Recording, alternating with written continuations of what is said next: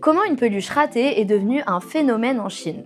Cette année, le calendrier chinois arrive au signe du cheval de feu, traditionnellement un symbole de force, d'audace et de liberté. Et c'est pourtant la peluche d'un petit cheval qui pleure, le Cry Cry Horse, qui cartonne en Chine. En fait, tout part de la bouche de ces jouets cousus à l'envers dans une usine de la ville de Yiwu.